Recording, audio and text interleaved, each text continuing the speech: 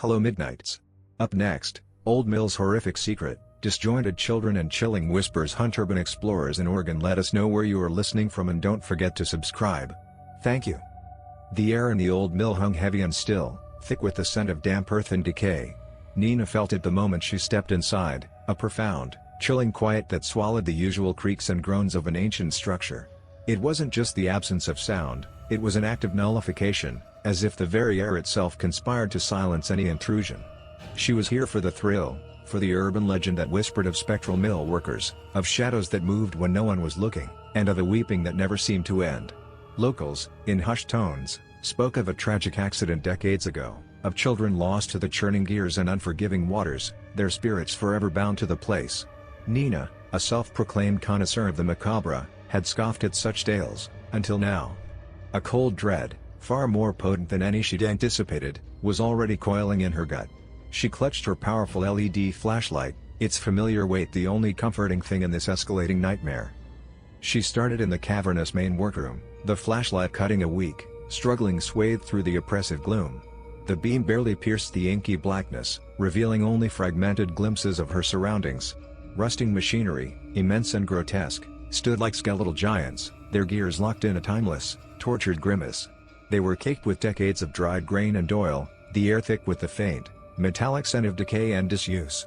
A fine, almost iridescent layer of dust, undisturbed for what felt like centuries, coated everything, forming a thick, gray blanket over the forgotten past. Each breath Nina took tasted of fine grit and ancient rot, coating her tongue, a constant reminder of the building's slow, deliberate death.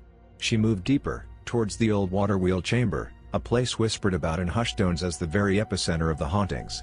With every slow, cautious step, the dust thinned.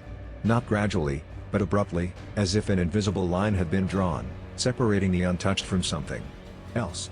And then, she saw it. A single, small, muddy footprint on the worn stone floor. It was starkly out of place, shockingly clear in its detail, the faint outline of tiny toes, a small arch, too small for an adult. It was far too fresh to belong to anything but a living soul, the mud still damp, reflecting the weak gleam of her flashlight. The mud itself seemed to squirm, tiny pinpricks of light glimmering within its dark expanse, like minuscule, trapped stars. Nina crouched, her heart thumping a frantic rhythm against her ribs, and saw faint, thin lines radiating from the print, like drag marks. As if something, or someone, had been dragged into the mill, not out. A profound shiver, not entirely from the cold, snaked down Nina's spine, raising the fine hairs on her arms. Her rational mind screamed, "You're not alone." "Hello?" she called out, her voice swallowed instantly by the vastness of the mill, an echo that sounded disturbingly like a child's sob, followed by a faint, wet click, like tiny, brittle bones shifting against each other. She tried to rationalize it, to force the terror back down.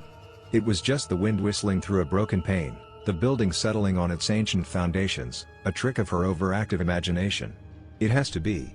But then, a faint scraping sound came from the floor directly above her, a rhythmic drag, like something heavy being pulled across rough wood.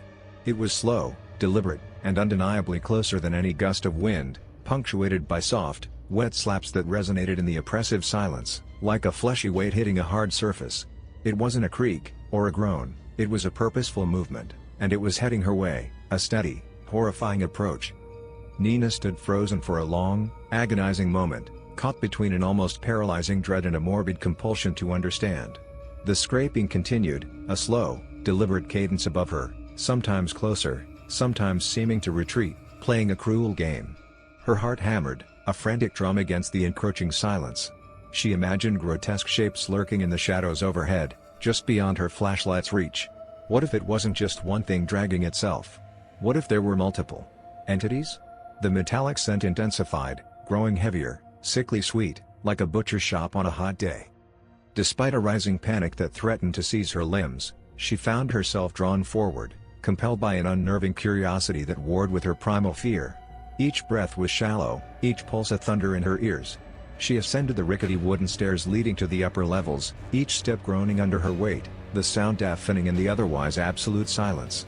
The wood groaned not just with age, but with a deeper, more resonant creak, as if protesting her intrusion, each protest a chilling whisper in the dark. Midway up, her flashlight flickered, dying for a terrifying half-second, plunging her into absolute blackness. She gasped, stumbling, her hand instinctively reaching for the cold, splintered banister. When the light reluctantly flickered back on, a shadow seemed to peel away from the wall ahead, a fleeting, childlike silhouette that vanished as quickly as it appeared. On the upper floor, the air grew even colder, a bone-deep chill that stole the warmth from her lungs and raised goosebumps on her arms, making her teeth subtly chatter. The scent of old blood and stagnant water, once faint, now permeated the air, thick and metallic, an almost sickly sweetness that made her stomach churn. Her flashlight beam danced over overturned baskets, their woven sides splintered, and spilled grain that lay like ancient, petrified snow. More of those disturbing, muddy prints were now interspersed with long, dark smears that looked suspiciously like drag marks, as if something heavy, something yielding, had been pulled across the floor with considerable force. The trail led directly into the deepest shadows of the mill's interior, where the flashlight beam refused to penetrate, creating an impenetrable void.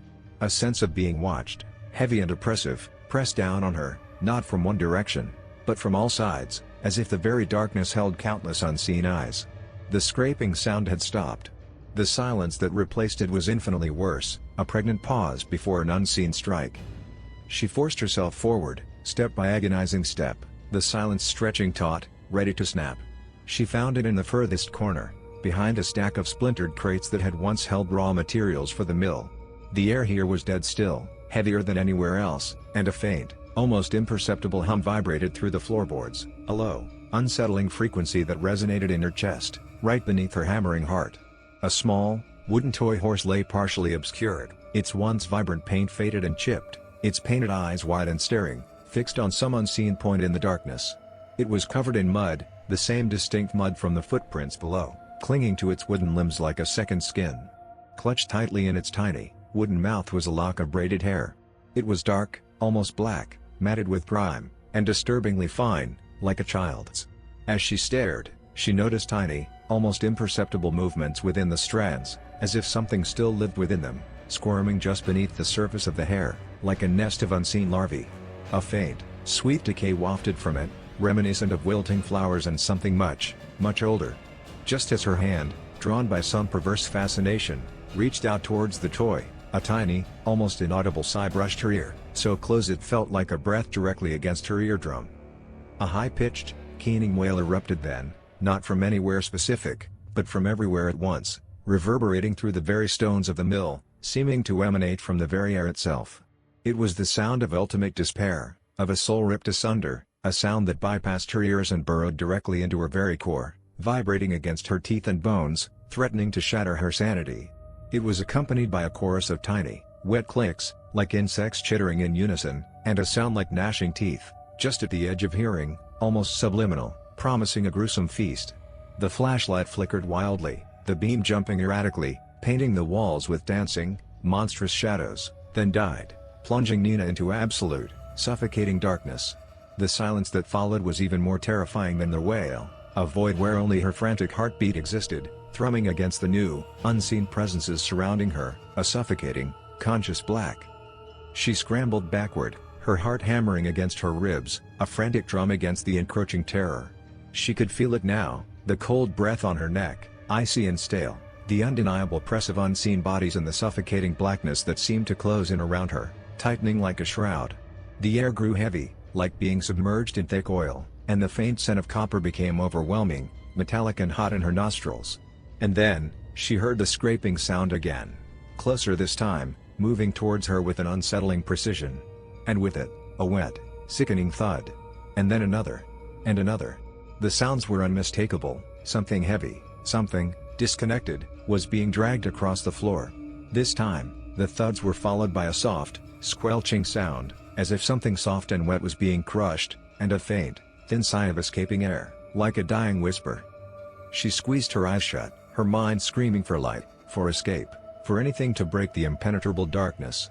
She could almost taste the coppery tang of blood and the bitter taste of decay in the thick, stale air, so potent it made her gag, her throat seizing up. A whisper, cold and reedy, brushed against her ear, so close she could feel the phantom breath on her skin, and a tiny, needle-sharp prick, as if something had just broken the surface of her flesh, a cold bead of liquid forming. "You should have left," it rasped, the words ancient and full of unspeakable agony. A voice that sounded like grinding stone and weeping water, laced with the gurgle of a drowning child and the faint, rustling sound of dry leaves, as if something was being dragged through them. "You should have never come for Lyra." The scraping stopped directly in front of her. Nina felt something brush her cheek, something cold and stringy, like wet, matted hair, but tougher, with a faint, brittle resistance, like bone fragments. It lingered for a horrifying second, before receding. Then, from the impenetrable blackness, a whisper slithered into her mind, not through her ears, but directly into her thoughts. "Join us. Play with us. Forever." A sudden, sharp tug on her ankle sent her sprawling, the impact jarring her teeth. She cried out, her voice a strangled gasp. Just as her head hit the cold stone, a voice, raspy but human, cut through the cacophony of terror. "Nina. Get out. Now." It was Jason. He burst through the main workroom entrance, his own powerful headlamp cutting a frantic, shaky beam across the darkness, illuminating dust motes dancing like lost souls. He must have followed her, worried about her obsession with these old, cursed places. His face, illuminated by his lamp, was pale with a fear that mirrored her own, but there was a desperate urgency in his eyes, a desperate hope that she might still be saved. Just as she felt the desperate need to bolt, a faint, flickering light bloomed in the corner of her vision, growing steadily brighter. It was the toy horse, its painted eyes now glowing with an eerie, phosphorescent green, casting a sickly aura that made the surrounding darkness seem even more profound, like a gaping wound in reality. And in that sickly light, Nina saw them. Not ghosts, not translucent spectral figures, but something far more horrifying. These were not spirits. These were the remains. Disjointed limbs, dark and slick with what looked like dried mud and something else, something reddish-brown and gelatinous, glistening wetly in the unnatural light. They moved with a horrific, jerky determination, pulling themselves across the floor with a sickening, scraping sound. A small, severed foot, its sole facing upwards, twitched spasmodically, as if still trying to walk, its tiny, broken toenails scratching at the stone. Then a shin bone, stripped almost clean, dragged itself forward, followed by a tiny, contorted arm, its fingers curled inwards in a permanent, claw-like grip, leaving faint trails of dark fluid. Each movement was accompanied by that sickening thud and squelch, the sound of decaying flesh and bone grinding against the grimy floor. The horror intensified as Nina watched. The flesh on these limbs seemed to ripple and twitch independently, as if 1,000 tiny, unseen things were crawling beneath the surface, trying to break free, creating grotesque undulations that made her stomach churn, threatening to empty its contents onto the filthy floor.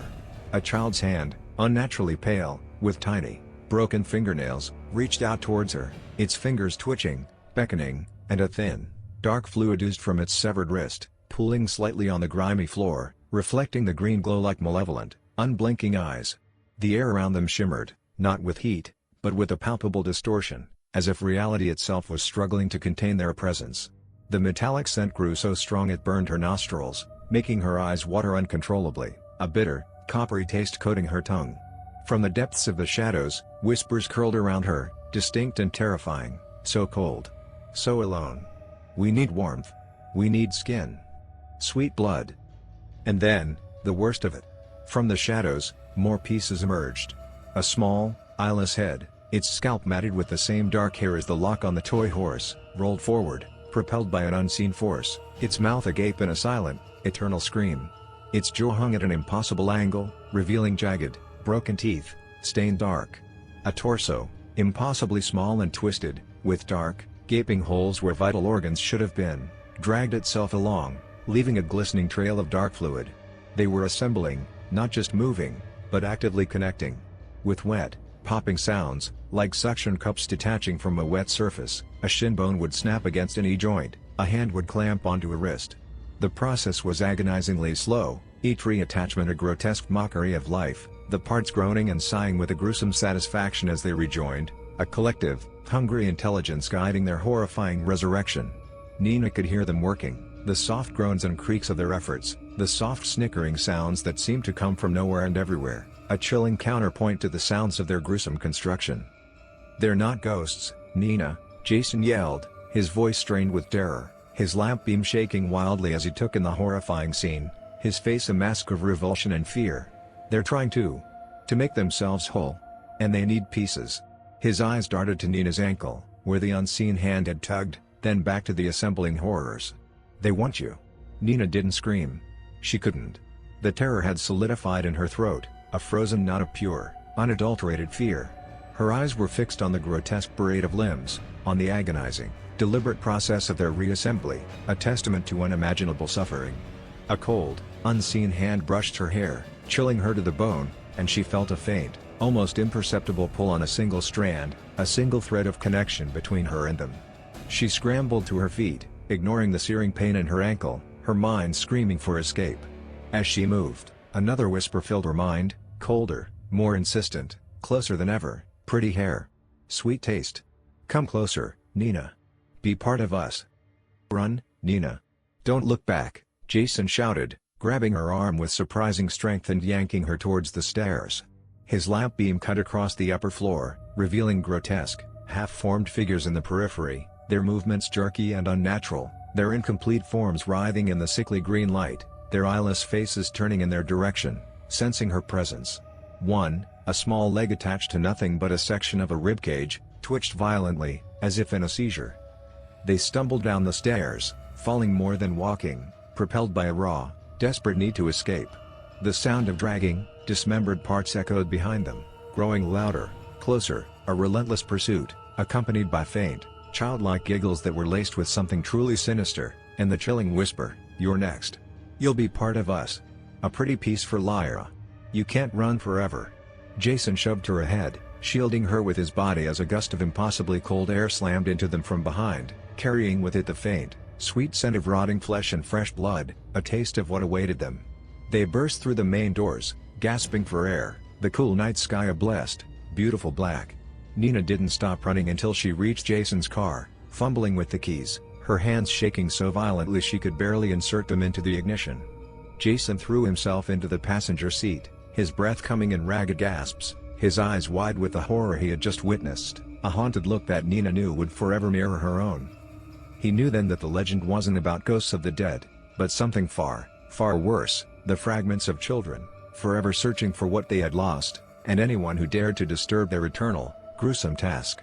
And he knew, with a horrifying certainty, that a piece of Lyra's toy, a single muddy footprint, or perhaps even a strand of her own hair, might now be added to their macabre collection, to be dragged and squelched into their unending, monstrous assembly. And perhaps, one day, Nina too might become another part of their gruesome, unending quest, if they hadn't already taken a piece of her tonight. The thought of what they might be doing with that single strand of her hair, or the faint prick on her skin, sent a fresh wave of icy dread through her. The whispers still seemed to echo in her ears, promising a future she desperately wanted to forget, a future where the mill, and its horrifying inhabitants, would surely claim her.